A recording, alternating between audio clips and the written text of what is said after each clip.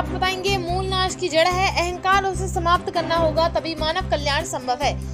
हरदोई कस्बे के अलीपुर सड़क स्थित चल रही 7 दिवसीय श्रीमद् भागवत कथा के बृहस्पतिवार शाम को कथा व्यास शिवानंद भाई ने कहा कि आज हम लोग यहाँ पर श्रीमद् भागवत कथा सुनने के लिए इकट्ठे हुए हैं और श्रीमद् भागवत कथा ही एक ऐसा मार्ग है जो हमें भगवान के दर्शन कराता है, जीवन को सुखमय बनाता है। जो भगवान का सच्चा नाम ले उसका बोध करता है, मानसिक विकारों को दूर करता है। हमको पहले अपने अंदर से काम, क्रोध, मोह, लोभ और अहंकार को निकालना होगा। एक बार एक सेठ गुरु महाराज से कहता है कि महाराज मुझे ईश्वर से दर्शन कराओ।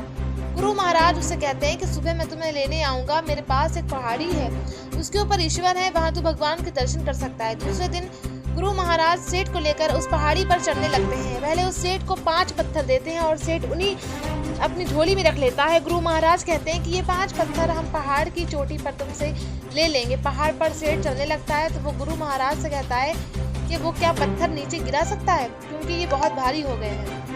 गुरु महाराज जी हाँ कह देते हैं। ऐसा करते करते वो सेठ सारे पत्थर एक एक करके नीचे गिरा देता है। जब सेठ और गुरु महाराज चोटी पर चढ़ते हैं तो सेठ गुरु महाराज से कहता है, गुरु महाराज यहाँ तो भगवान नहीं है, आपने तो कहा था कि यहाँ भगवान है और चोटी पर तुम भगवान के दर्शन कर सकोगे, गुरु महाराज के दर्शन कर सकोगे। गुरु महाराज सेठ से कहते हैं कि जब हम मोह, माया, लोभ, क्रोध और अहंकार रूपी 5 पत्थरों को हटा देंगे तभी हमको भगवान के दर्शन होंगे। अगर हम गुरु महाराज की सेवा करते हैं तो हमको अहंकार नहीं होना चाहिए। आइए देखते हैं पूरी रिपोर्ट हमारे संवाददाता रवि प्रकाश शुक्ला के साथ।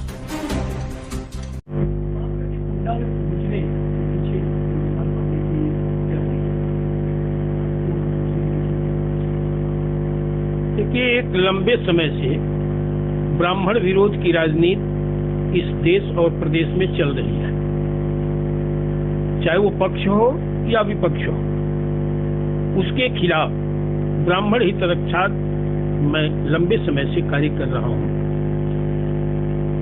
पिछली सरकार में भी ब्राह्मण उत्पीड़न की घटनाओं में बाढ़ आ गई थी। 5 साल तक मैं खुलेआम ब्राह्मण विरोधी क्रियाकलाप जो सरकार का था, बदले की भावना से जो हो रहा था, मैं ब्राह्मण समाज के साथ खड़ा रहा, आज भी खड़ा हूं।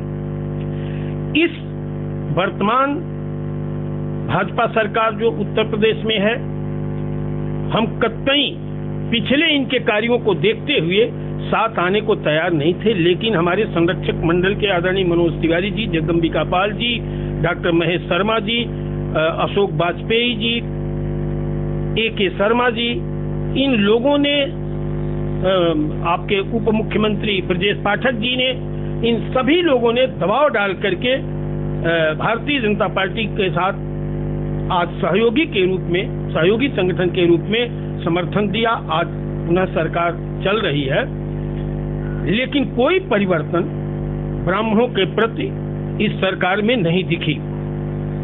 जगह जगह ब्राह्मणों का उत्पीड़न, शोषण, उनके हितों पर कुठाराघात, उनके हितों की अनदेखी हो रही है।